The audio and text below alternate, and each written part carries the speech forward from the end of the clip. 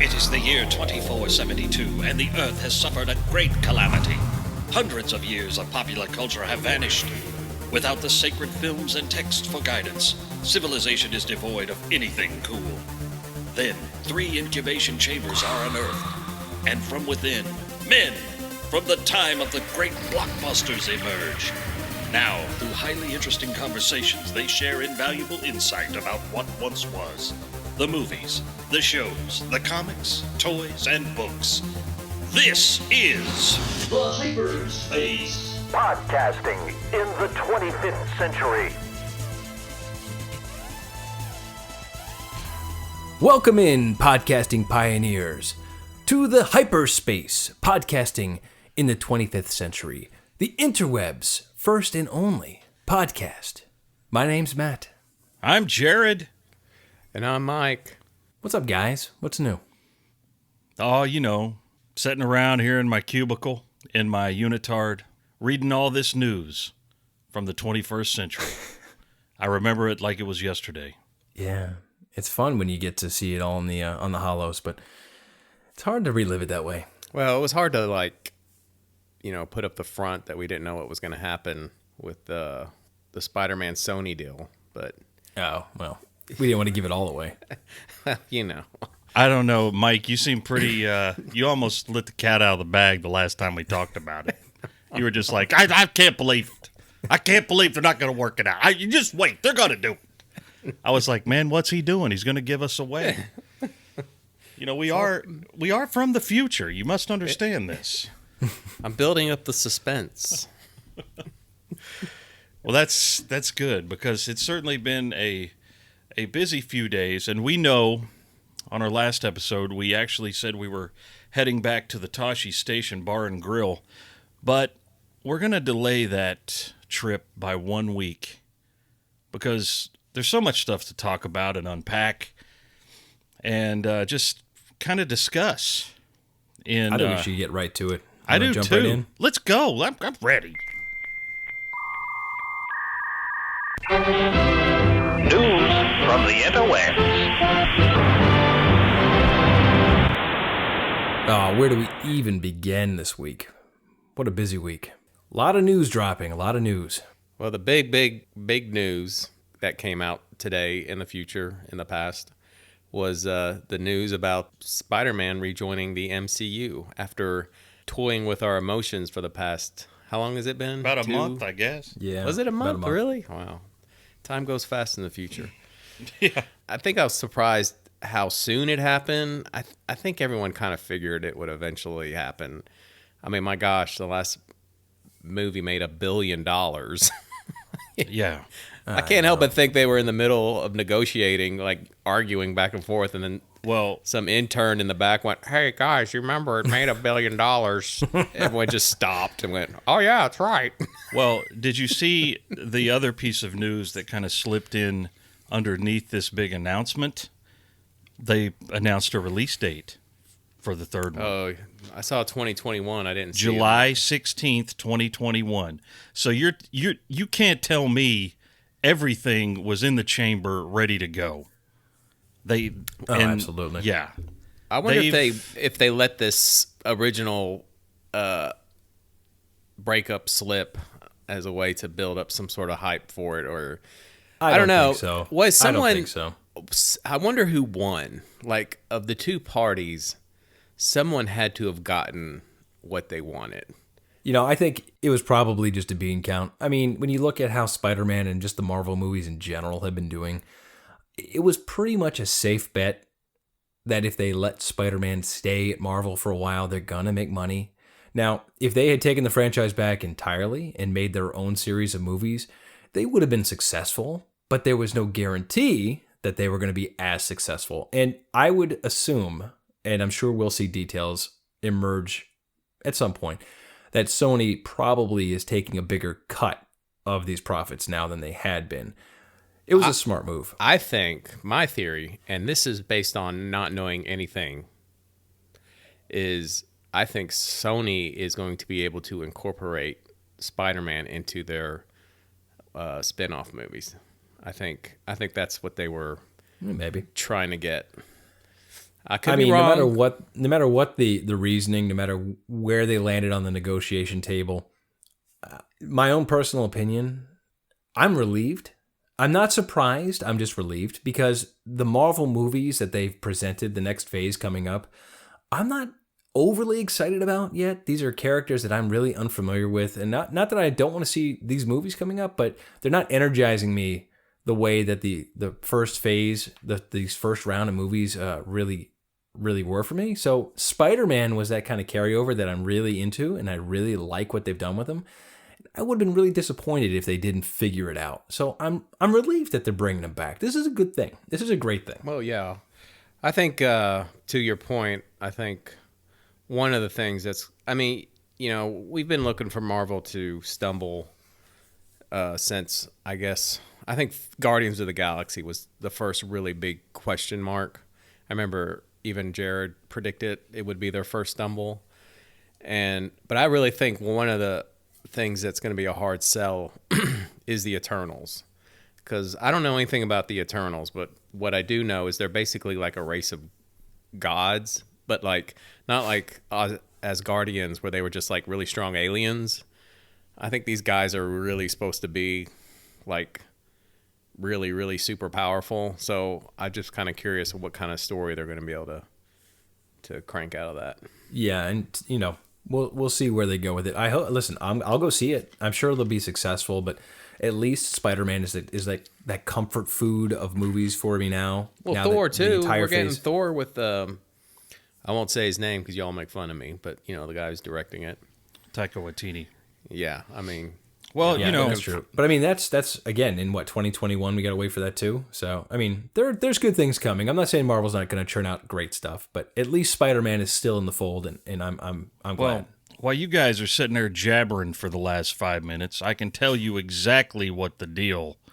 I have it in my hand here from Variety. The new deal was signed late on Thursday night. Negotiations involved top players from both studios.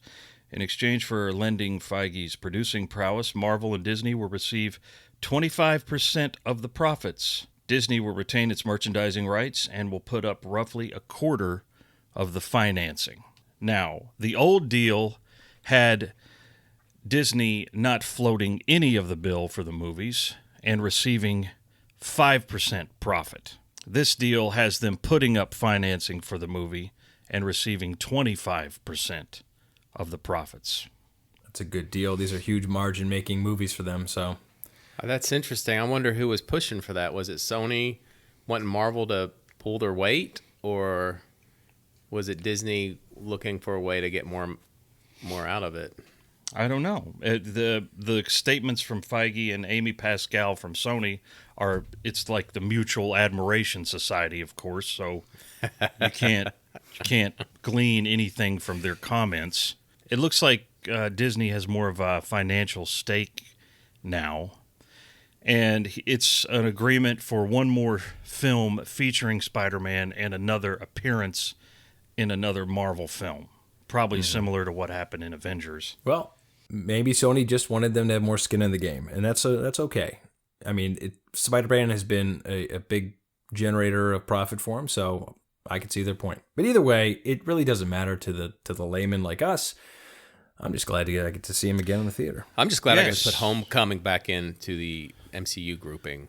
Why? Is that just part of your OCD thing where all your Blu-rays have to be in order? I have all my Marvel in chronological order. Or you had them back in the 21st century. Now, well, the big question I had was I recently purchased Agent Carter, so I couldn't where does it go? Does it go after Captain Marvel America, or does it go at the very beginning because it technically is the very first thing? Well, not really. Captain America. No, Captain America before Avengers.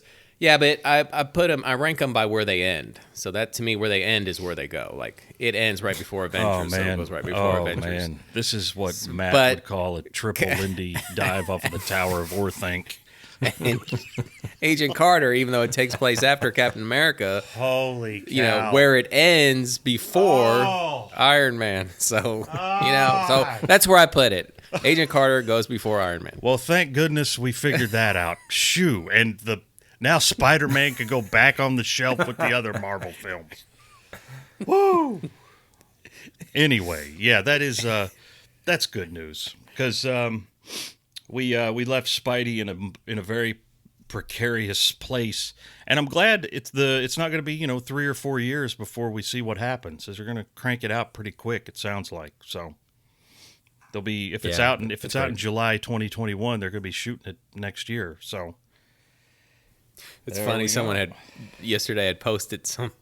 I think it was like that hashtag show or something had posted something about this, why Marvel didn't sign Spider-Man. Of course, today people were like, well, that news held up really well. Yeah.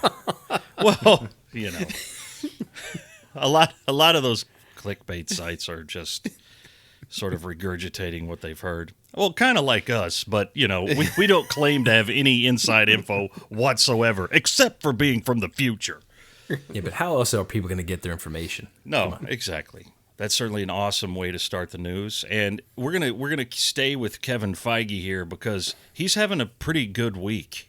Yeah, he's having a pretty good 12 years, actually. Yeah, man. But tell you what, last night, I guess maybe 2 nights ago, when all this was going down with Sony, he decided he'd walk over to Lucasfilm and say, "Hey, give me a movie," and they were like, "Yeah, here. What do you want?"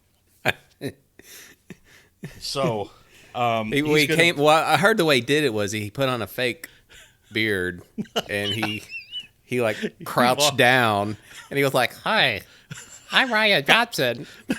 Can I come in and talk to Kathleen real quick?" And they were like, "Okay." No, I mean that guy, but that was very, very that's very interesting news, and your mind goes all kinds of different places. Like what exactly is going on here? This is being sold as a co-production of Kevin Feige and Kathleen Kennedy, and I don't even know what he's doing. I mean, obviously, I think when he came in there to talk to her, he had his measuring tape. He was measuring the office. That's I don't look. You're saying it. I think everyone's thinking it. I mean, listen, if there has to be a successor, he would be a pretty great choice, let's be honest. You've got Kevin Feige with arguably the most successful run of films ever in just the past 11 years, an unprecedented 23-movie run of success. And not to mention taking the Marvel Studios from a relative newcomer rookie on the block to one of the biggest blockbuster studios in the world. Marvel Studios was on the brink of going under completely. And Iron Man was like their Hail Mary. That was their last shot. And it paid off hugely. And handsomely. Yes. And he had a lot to do with that. And I think you can really look at kind of the state of where Star Wars is in relation to Marvel now. I just want to say something real quick. I want to interject. Sure. It's funny because if you watch the behind the scenes for the very first X-Men movie that Bryan Singer directed, you can see him because he was a producer on the movie, and he's like at the table when they're talking with the cast and crew and stuff like that. And you watch it now, and you're like, it's like, wow, he really. Yeah. I mean, he really moved up. He worked his way up. And, it really his legacy so far has been a model of efficiency and profitability and, storytelling awesomeness. Well, and if there's anything he's really good at, to your point, he knows how to develop characters, not just major characters, but minor characters. He knows how to wrap them all into a great story. And he also knows how to work in really amazing visuals without losing any of that depth of character. He really knows how to balance it all together. I mean, Marvel should be a case study on how to put together not just blockbusters, but just generally good movies. I think he has a good eye for talent, and he brings them in. He lets them do their thing, but he also guides them and makes sure that they, stick to the overall plan. Yeah. I think the only time he's really had to flex his muscle, it was the Edgar Wright Ant-Man thing, where they just couldn't work it out, and Edgar Wright just hit the road. Well, it sounds like he had to do that on Dark World as well, because that director was not very happy. Yeah, Alan Taylor. That experience. He was, but it sounds like they took it away from him once they finished shooting. Those are, those are like, those are aberrations in the overall. Yeah. Well, they're also a good mark of strong opposite decisions. So good on him for being that guy who knows how to pick the right people, because that's really what his role really is keeping it on budget, keeping it efficient, and knowing who the right people are to get the job done. So he's doing a great job. I'm very excited about the news. I think it's in a Star Wars realm that we can only hypothesize about where they're going to go. It gives me a little comfort level to know that he's going to be a part of it. So I have a good idea for the title for his movie. Now, just hear me out. The Last Jedi, Take 2. Mike, it's not ever. You're just gonna have to live. You're gonna have to live in that world, man. I'm sorry. I don't know what the project is. I don't know what his involvement is. He's not a director. He's not a writer.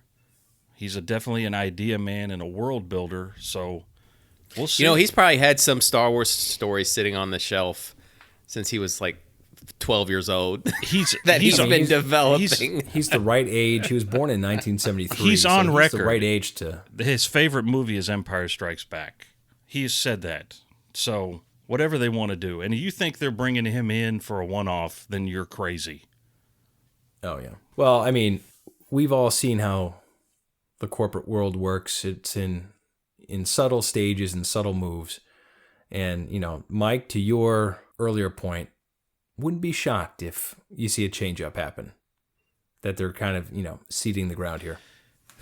Yeah, I agree. But that's great news. That's Heck fun yeah. news. I think we should keep moving on with more Star Wars stuff. What do you think? How much sense does it make for the CEO of a giant company like Disney to write his memoirs when he's a couple years from retirement, one, and to put out this chapter about George Lucas 2 months before The Rise of Skywalker is released, basically saying George Lucas hates Star Wars, and it's pretty much our fault. Why would he do this? I mean, well, we're talking about it, aren't we? Yeah, it seems so. No, to Jared's point, that's a good point. That is very strange timing. Well, that is no. If anything that Disney is, it's marketing. This is all marketing. This is a little tidbit to feed out into the open and get everyone interested about his book, to buy his book, to get the whole story. This is brilliant marketing on his part. This is what he did to Disney.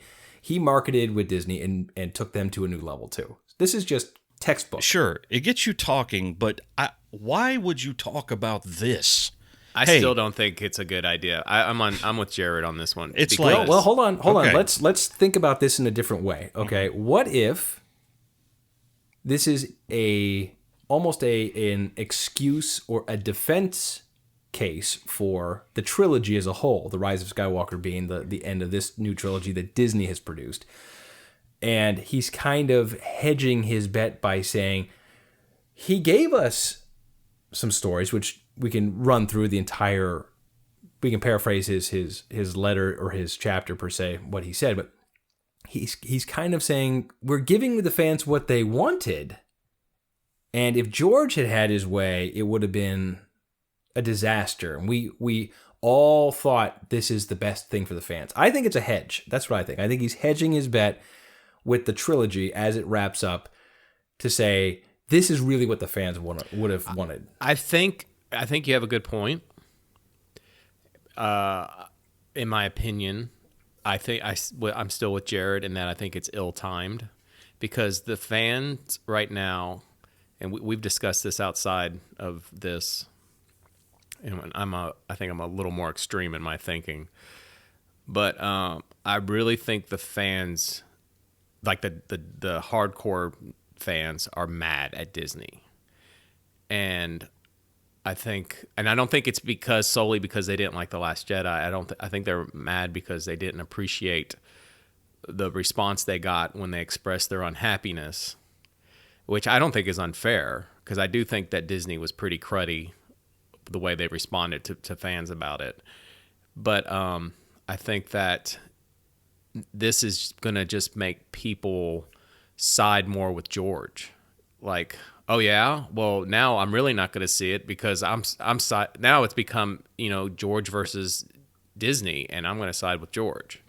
Mm-hmm. Well, he said, it was amazingly frank what he said. He was like, George gave us these 3 treatments. We bought them.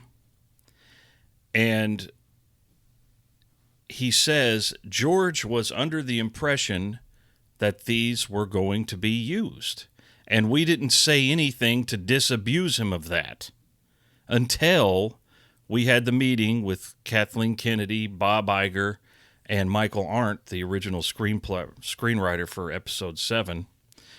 And they started going over the stuff with George, and very early in the meeting, Iger says Lucas was very irritated and angry that it was very clear at that point they weren't using any of his stuff.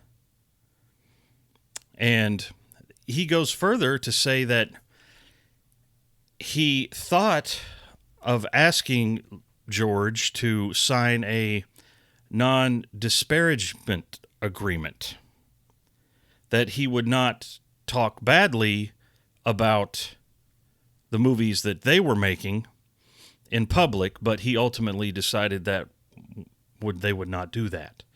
But he says in that chapter, I probably could have done more to be a little more upfront with George that we were never going to be using these things, but I didn't. And this is all in his book. I mean, it's not like we're guessing at what he said. But Jared, I remember strange when we were talking about when this deal first happened, and you and me were talking about it, and you told me then early on that he had told George, now you understand, when we own this belongs to us, so that we can do with it whatever we want. Now, I'm going to defend Iger and I don't think he did anything wrong. Did I say it wrong? Iger. Yeah, you sounded like Igor. Igor. It's my thing, guys. Anyway, I don't think Igor did anything wrong. I think he had the right to do whatever he wanted to do. He bought the property. It belonged to him. He could do what he didn't. Exactly. And I think George, if George was so in love with these stories, then he should have negotiated a better deal. I mean, he should be. He should be smart enough. Why did he sell? Why just finish the stories? Hire someone else to direct them. Hire some writer. I think we all agree that the prequels could have used a good polish. Yeah, maybe second or third pass. But do what he did with Empire, like when he hired Kirshner to direct and Kasdan to write. And I think Lucas has great ideas. I think he can tell a good story, but he's not good with necessarily dialogue. Not always good at connecting the dots. And I think he could have been more hands off with this third trilogy, and then sold the franchise. So that, because wasn't he already in sort of pre-production for these things when he sold it? Yes, I mean they were doing conceptual work, artwork, some of which is in the art of Force Awakens stuff going back to the early 2010s. So it just doesn't make any sense. George's actions don't make any sense. Mm-hmm. Well, I mean, to defend what I was saying earlier about Disney's stance on making a film they felt that the fans would enjoy, even Bob Iger says in his memoirs there, that when they looked at George's stories, they were a departure from what the fans have seen in the first 6 movies, and they admitted themselves that J.J. Abrams crafted a movie that was very familiar to the Star Wars fans. In fact, The Force Awakens could be argued was almost a carbon copy of what they've seen in Star Wars. They changed some planet names. Yes. Yeah, but that was, he admits that in his memoir right there, that they designed these movies to be very fan friendly so that they would be well received. And they felt that the stories that George presented were just too much of a departure. And when you hear about some of the concepts that George was presenting, interesting stuff, but definitely out there, and that's a tough decision when you have a lot of money riding on what you did. You have a big purchase that you just made with Star Wars. You have to deliver. You have to convince that your stockholders that you made the right move. It's a tough thing. And what they did is they took the safe route. They took the safe move. George's stories were a gamble, and what they presented was a lot safer to the boardroom than what George had. I don't think you're wrong. I'm just saying I think the timing of releasing this information may be questionable. Okay. Well, and by every metric, The Force Awakens was a gigantic hit. In North America, it still is the box office champ, even over Endgame in North America. I mean, but the thing was, when The Force Awakens came out, I enjoyed it. I think the strength of the movie is the characters. Yeah. But I remember walking out of the theater with my brother, and he was like, "Well, what'd you think?" And I'm like, "Well, it was good, but I mean, it was A New Hope." And he was like, "Oh, you're just saying that, blah, blah, blah." And I'm like, well, no, I'm not trying to be... I mean, for the record, I like The Force Awakens, but it's too safe. I would have liked to have seen something I haven't seen before. And, it was A New Hope. I mean, it just was. And that's what George... And this is in Iger's book again, or Igor, as Mike calls him. When Kennedy screened The Force Awakens for George a few days before it's released, he didn't hide what he felt about it. Yeah, he didn't sugarcoat that. No, he's like, there's nothing new here. Every Star Wars movie, we've tried to present something different. There's nothing, you're not doing anything new. And that's true. He's right. They did. He's spot on. And my gosh. And he basically had to be dragged kicking and screaming to the premiere. But Iger almost insisted that he be there. So it sounds like just a bunch of contentious ugliness. I think going on. I think Disney didn't know I didn't think Disney know what they had, to be honest with you. I think the pressure of making this of this new Star Wars was too much for them. Yeah. Well, listen, here's a few questions I'll throw out there. One, how could you even fathom handing over a baby like this to somebody else, especially if you're not done with it? Yeah, I mean, this I can't even put myself in his position, in his mindset about how that must have felt, regardless of how much the deal was for, which is astronomical. That's the payday aside. To hand over the creative rights and your life story that really is one of pop culture's biggest movie icons, and hand it over to Disney, and that's it. And that I can't even fathom that night when he signed the deal. It must have been a hard night. But also, when does a phenomenon, like for example Star Wars, when does it become owned by the fans instead of being owned by the creator? When does it ever transfer over to the fans? And I asked this question saying, when these movies are written, how much creative input should the fans, in a sense, have for the movie, or how much should they write it for the fans versus just continuing their creative spark to make something different?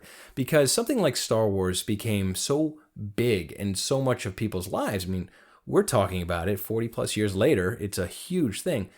Do the fans ever get to own this? Or is it always going to be in control of a Disney, and they don't listen to the fans? Or George Lucas wants to just continue writing and ignore fans and just be, strange and out there. Yeah. It's a tough thing to wrap my brain around, at least. Well, I think with The Force Awakens, they tried too hard to appease the fans. And I think with The Last Jedi, they went the opposite direction, where they're just like, we're going to subvert their expectations, and they just pissed them off. But I think when you make a movie, you just have to know your audience. You don't have to necessarily make it like give them exactly what they, because I think with most things, people don't know what they want until they see it. Mm-hmm. They may have an expectation, but if you give them something good, then that's going to like override any expectation that they've had. Yeah, I think if you start trying to take into account what fans want or what they expect, I think that's probably the kiss of death for you as a filmmaker or a screenwriter. Yes. So that's probably something they've wrestled with. I mean, what do the fans want? What do they want to see? What can we give them? So, I don't know. We'll see. You know what they can give them? They can give them theme parks. Well, hold on. I want to say one more thing. I see what you're doing, Matt. I see what you're doing. Before we get to that. But just real quick, I want to say, the thing about them totally scrapping George's ideas is now I'm always going to, like, and, I'm trying to reserve judgment until I see the movie, but I'm wondering, like, when it's over, if I'm going to feel like I saw 9 stories that dovetailed into a satisfying ending, or am I going to see a movie where the last 3 just went crazy and just lost something? Like, that's why I think, you could have taken George's ideas, and as whacked out as they might have been, I'm sure you could have taken the core ideas and kept those. His treatments could have been brought to life as screenplays that were palatable to people. Yes, yeah. I think so. Anything could have been worked through, absolutely. Yeah, and they could have kept the DNA. And of it, again, sure. It's almost like an arrogance too. Like, well, we don't need that. Well, and that's the thing that I'm with Mike, and in that 2 months before the film's released, you're coming out saying that we willingly and knowingly scrapped the creators' stories. What you're seeing is an interpretation of someone else that has nothing to do with what George Lucas wanted. It's like somebody else writing Return of the King. Yeah. So they scrapped like Tolkien's novel, and they hired Kevin J. Anderson. Yeah, he dictated a screenplay. So I mean that's my problem. But this is what we have, and that's what we're gonna have. But it's floating out there always now. Well, what was that story? And someday I think we will know what that story was. It'll be adapted somehow, and we'll know. Maybe not for a long time, but sometime we'll find out. And then we'll be. In some ways, they will make an animated series out of it. They'll ride that profit margin even more. I don't know if I'd ever want to see it, because I'm afraid I'd watch it and be sorely disappointed. Well, the good thing about Return of the Jedi is that it's a perfect stop on a train, and if you want to get off, you can get off. If you just want to watch 1 through 6, you can say, "This is my stop. You guys have fun. You guys have fun in sea cow titty milk juice land." And well, I think it's probably gonna be more like, "Hey, The Mandalorian is my stopping point." Okay. Yeah, well, I mean, we have to look. There have been some really strong things out in the Disney era so far, and there's some strong stuff, at least hopeful stuff coming. Yeah. So it's not all in bad form. Mm-hmm. And to be fair, there's great stuff in The Force Awakens. There's a few moments in The Last Jedi which are palatable, but there's some good stuff out there. The Rogue One arguably is, next to the original trilogy, my 4th favorite film of the bunch. Well, it's funny too. That movie gave people a lot, like, stuff that fans wanted. Like, something that it never bothered me, but apparently it bothered a lot of people. This weakness in the Death Star, like that was a big sticking point for people. So in the movie, they explain why it was there, and then also people want to see a big bad Darth Vader scene, and boy howdy. Yeah, did they give it to us? They delivered that. Yeah. Well, Bob Iger, one of the last things he said was they felt that maybe there was too much too soon as far as content put out there, and that was affecting it. And I think they're going to finish The Rise of Skywalker and Yeah. They'll see how the Mandalorian's doing, and they're gonna take a breath. And Yeah. I'm excited now that we know who's on board with some of the new movies, that maybe they'll give us some really great stuff. I'm looking forward to the Old Republic movies. But I've always thought that would make a good series. If they go back in time, it'd be wonderful. But you know what? Even if they don't, the good news is that at least it's more Star Wars, because even bad Star Wars is better than no Star Wars. The thing about Old Republic is it would still be a Star Wars movie, but it would be a different look, and you could tell different stories. Well, for me, the ones that have worked the best so far are Rogue One and Solo, because you're not messing around with, Han, obviously, and Chewie and Lando they're legacy characters, but you're not doing anything to dramatically alter them. You're in the universe, but you're in a different spot. spot. And it's like you can kind of you don't have that weight on your shoulders. And it was like that with Rogue One. Yeah. Well, that's hopefully how the Mandalorian's going to be. And speaking of being in that universe.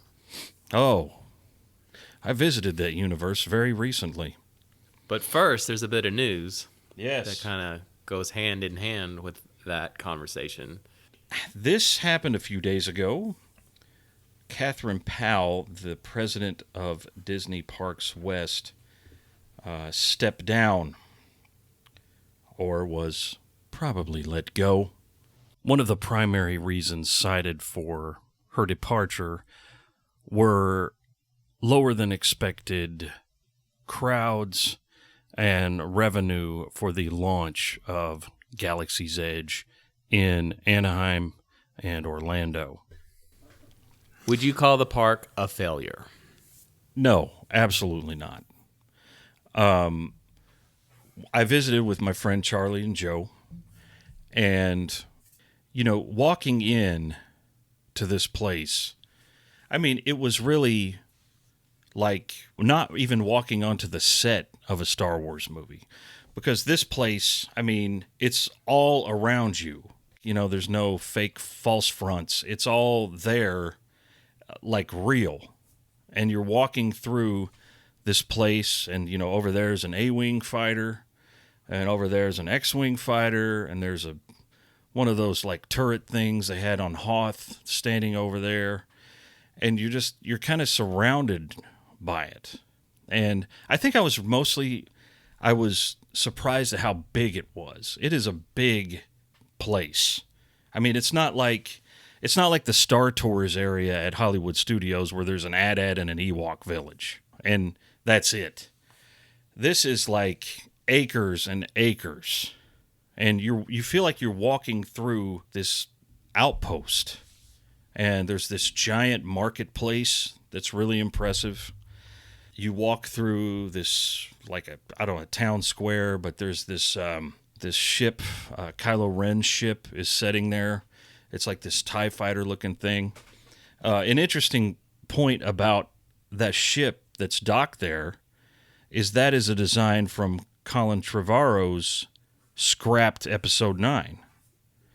Because they started building this park using his designs while he was still on the movie, and they kept it. So the ship that's docked there in Galaxy's Edge is probably not one you're ever going to see on screen, but it's kind of an interesting footnote. But the piece de resistance is you turn a corner and you see a little piece of the Falcon, and then it's sort of revealed to you in a great way. And look, if you're a person of our age who grew up loving these movies, and you see that beautiful hunk of junk like right there in front of you, and you don't have a big smile on your face or have goosebumps, then I don't know what to tell you, because it's truly impressive. It's like our Graceland. Yeah, I spent a lot of time in Galaxy's Edge. We were there for almost 2 days, and I was in that place for hours, and I never got tired of just kind of looking over, and there it was, just sitting there. And it is perfect in every detail. I mean, you can walk right up to that thing, and there's steam coming out of it. It's making noise. There's lights on it. At night, it looks amazing. And how's the inside? How'd they do? Oh, the inside is awesome. So you go through the line, the queue. I wrote it 6 times. So you go through the queue, and if you guys remember Hondo Ohnaka from Rebels and Clone Wars, he's a great, great character. He's got Star Wars all over his DNA. You're Hondo Ohnaka. So after Han, hello, my friends. Hello, my friend. So this is his workshop that you're walking through, and Chewie has loaned him the Falcon. So that seems unwise. Yeah, well, but you go through this workshop, and of course, there's all kinds of stuff to look at while you're waiting in line. So it's not even like, you look down. There's somebody's using a upside down stormtrooper helmet as like an oil bucket. And I mean, it's just details everywhere. And during the line, you get some more great looks at the Falcon that's sitting outside. I mean, it's amazing. And then you're ushered into a room where this really amazing animatronic of Hondo Ohnaka says, "Oh, welcome, my friends." And he tells you, we're going to go, we're going to Corellia. We're going to grab some coaxium off this Imperial transport. You guys are going to help me. And then Chewbacca comes on a video screen, it's Jonas, the guy who plays Chewbacca these days. It's who him. We've met. Yes, it's him. And Chewie is like, throwing his hands around and getting upset, and he's like, "Oh, that's okay, Chewbacca."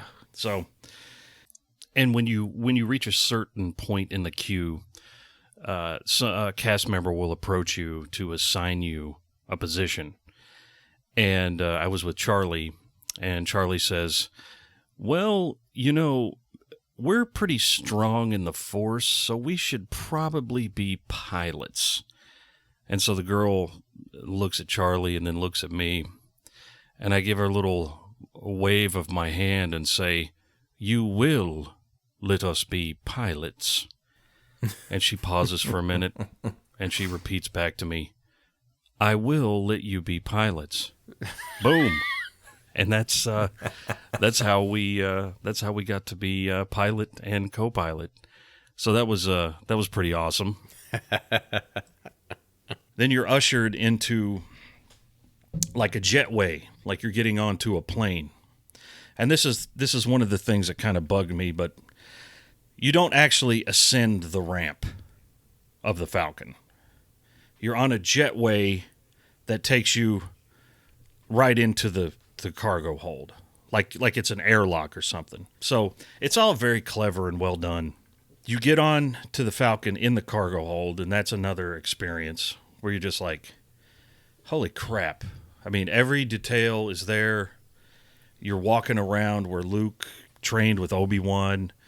Every nook and cranny is correct.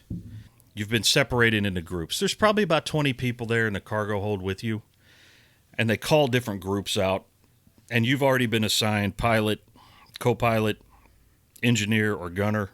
When they call your group number, then you go and you're escorted to the cockpit, which is, again, another amazing, you're walking down that curved corridor, then you go down you take a left, and you're standing there at the cockpit. The door is closed.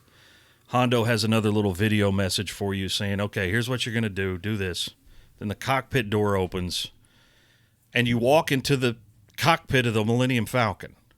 And it's just as awesome as it sounds. And is it holiday special photo reel? Looks a little better than the holiday special.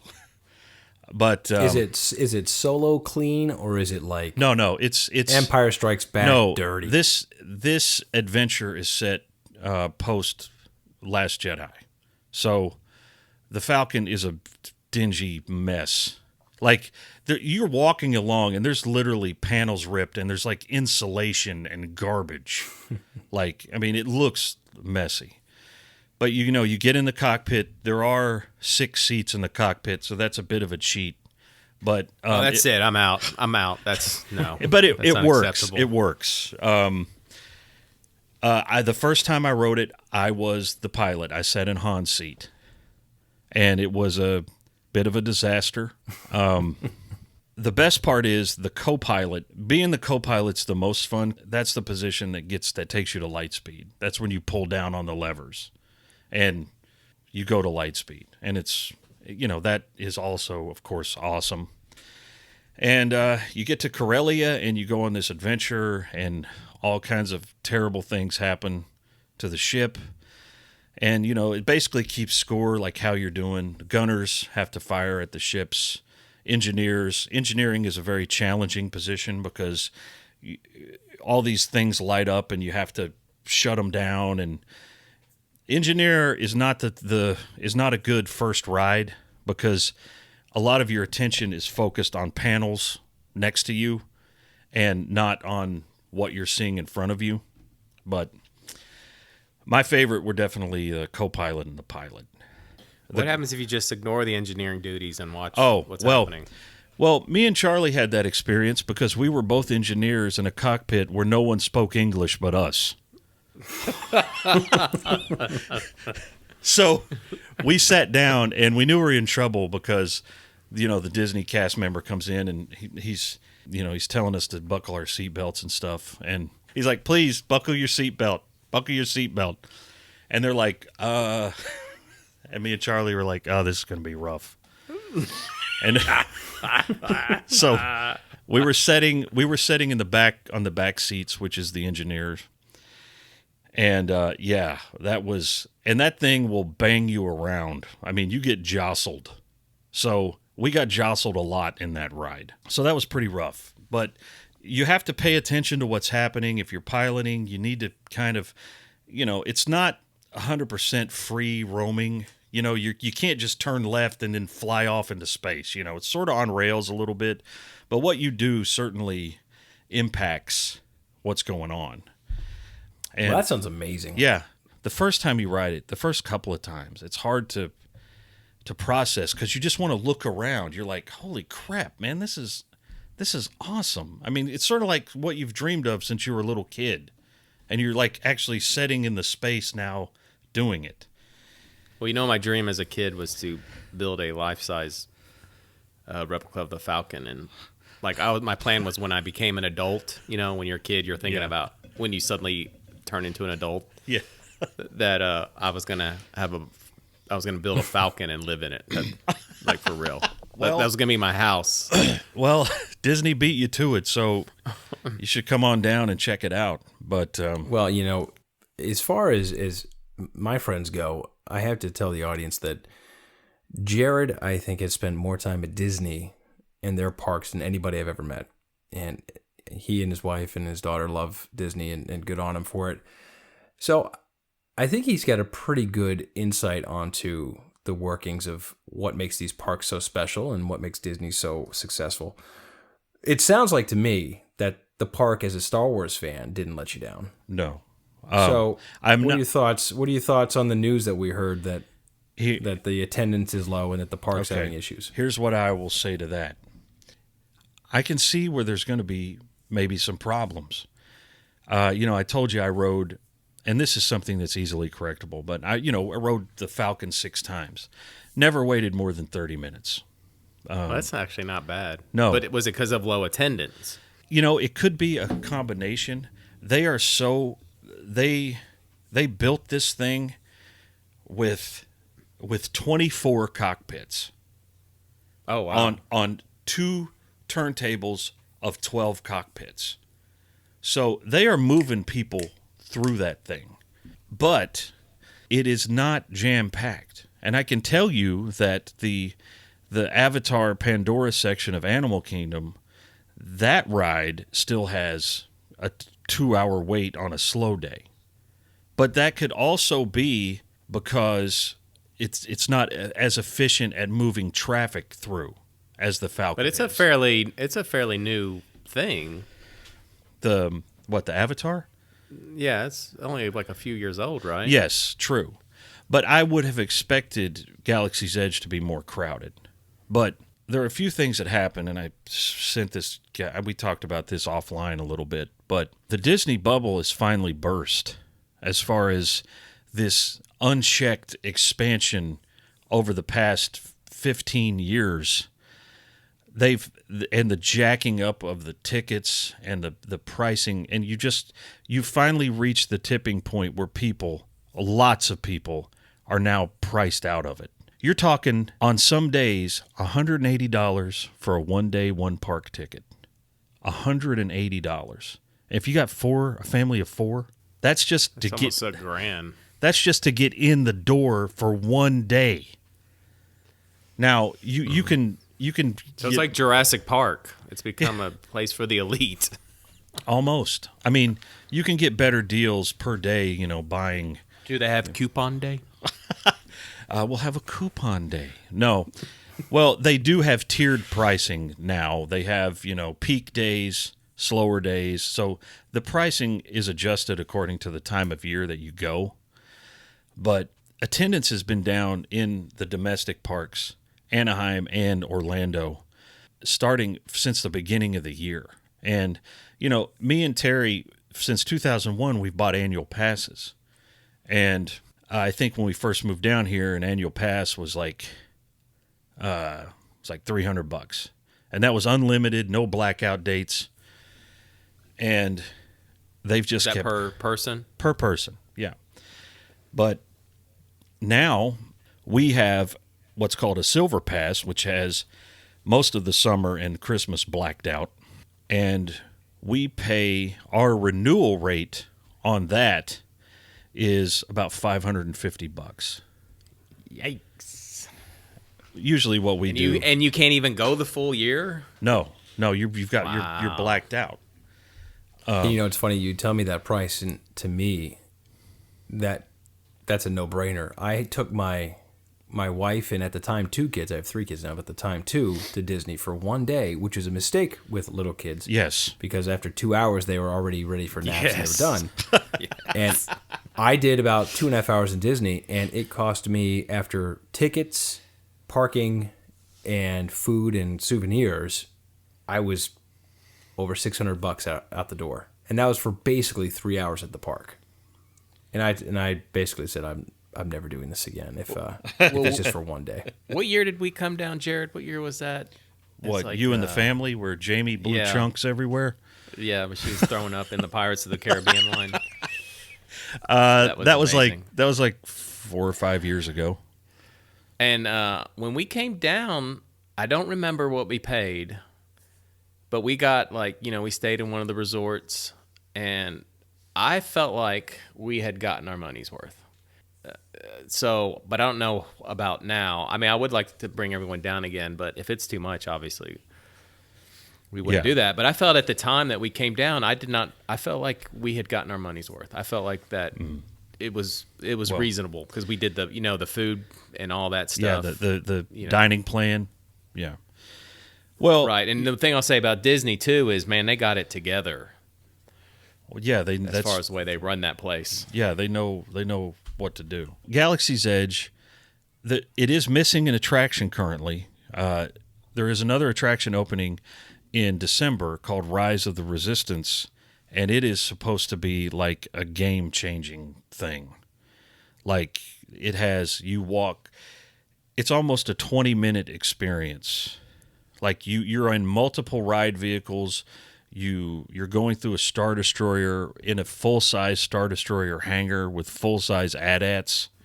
Jeez. And like 50 or 60 live cast members as stormtroopers, like chasing you.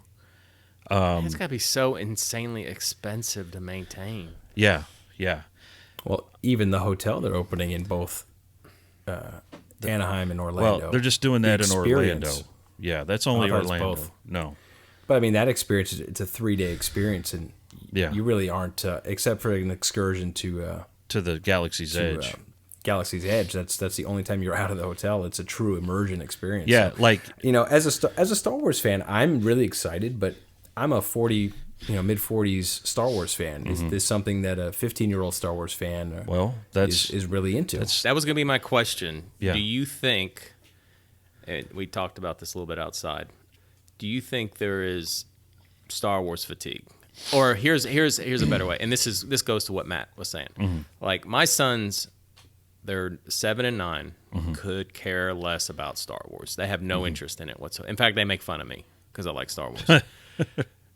So is it possible that people, like older generations, it's not hooking them, and that there is going to be, like Star Wars isn't going to carry over? There's going to be a point where it's not. Okay, What it was. I'm going to say this. Think about what our dads watched. Like, Lone Ranger, Westerns. I think there could possibly be that tipping point where Star Wars becomes part of that kind of nebulous pop culture past where, we know who, Flash Gordon and Buck Rogers are, but if you think about the entertainment that your parents enjoyed, how much of that is still relevant and around? Excluding Disney stuff, because Disney has been around longer than our parents. I think if it has a shot of surviving, it's with a company like Disney. But I do see a future where Star Wars is a footnote, and we, perhaps the prequel generation, maybe the Clone Wars generation, could be the last generation that's fully invested in it. In 100 years, I think people will have some idea of what it is, but I just don't know if it's, we'll start to see, we'll know in our lifetimes how it's going to go, I think. Or, you could have Star Wars finds its second life, not in theaters, but on TV. That's possible. And, we'll see. But I would have dismissed what you're saying out of hand, but it's true. And I did see a lot of kids at Galaxy's Edge, to be fair. And a lot of, there was 4 or 5 little girls dressed like Rey who it was really cute. They ran up to Rey and Chewbacca and just started hugging them.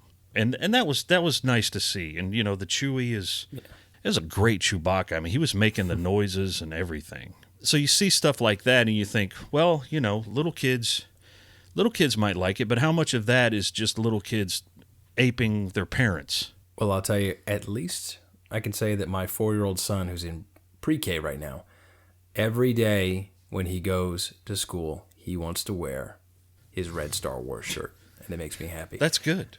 So maybe there's some hope out there. Yeah. Well, my boys showed some early interest in Star Wars too. Well, we had shirts and lightsabers, but there's so many things competing for their attention nowadays. Yeah, I think that's it too. There's just so much out there. It's something we never had to deal with. We had 5 action figures and an X-Wing fighter, and we were set for a year. That was it.